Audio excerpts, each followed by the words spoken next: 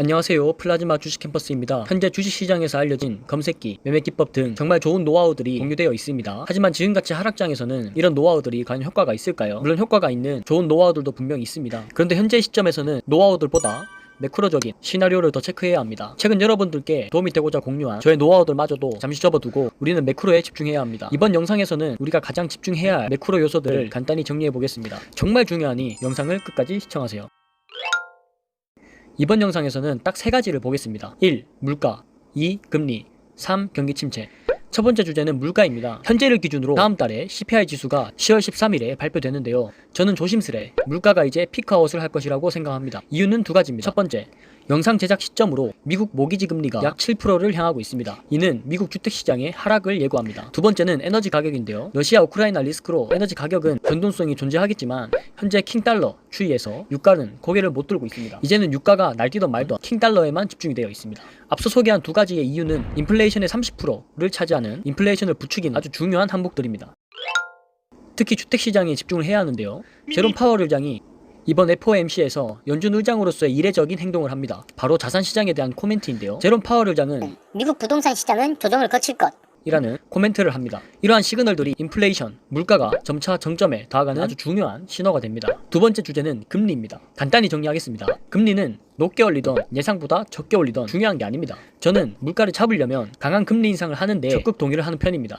우리가 집중해야 할 것은 연준이 경기 침체를 각오하고도 높은 금리 수준을 얼마나 상당 기간 유지하냐에 초점을 가져야 합니다. 이렇게 시장에서 판단하고 있는 금리 플로우를 체크하셔야 우리도 시장에서 금리 인상에 대한 악재를 반영을 하고 있는지 앞으로 더 하락세가 이어질지 판단이 가능합니다. 세 번째 주제는 경기 침체입니다. 연준은 이미 경기 침체를 각오하고 있죠. 경기 침체를 감수하더라도 물가를 잡겠다는 의지가 확고합니다. 제롬 파월 의장의 잭슨 홀 미팅에서 이와 같은 의지를 확인했습니다. 그럼 우리는 한 가지만 걱정하면 됩니다. 경기 침체 그래서 언제 오는데? 역사적 통계로 봤을 때 경기 침체는 금리 인상이 막바지에 달할 때쯤부터 조짐이 보이기 시작합니다. 그리고 가장 강한 시그널은 장단기 금리차 역전이죠. 이러한 현상들은 이미 나왔고 월가나 모든 전문가들이 경기 침체의 가능성을 50% 이상으로 보고 있습니다. 그런데 말이죠.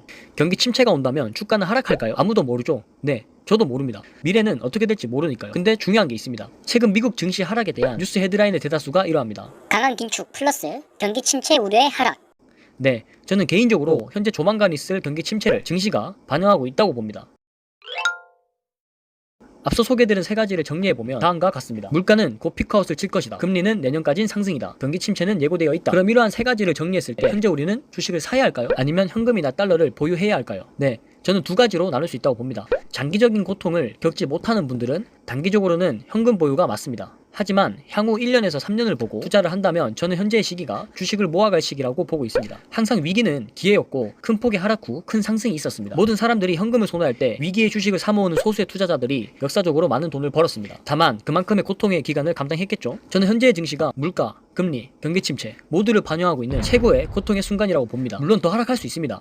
경기 침체에 대한 하락 반영은 아직 덜 됐을 수 있습니다. 물가가 고점을 찍고 경기 침체가 반영되며 금리 인하가 시작되면 이미 주가는 선반영되어서 올라와 있을 것이라 예상합니다.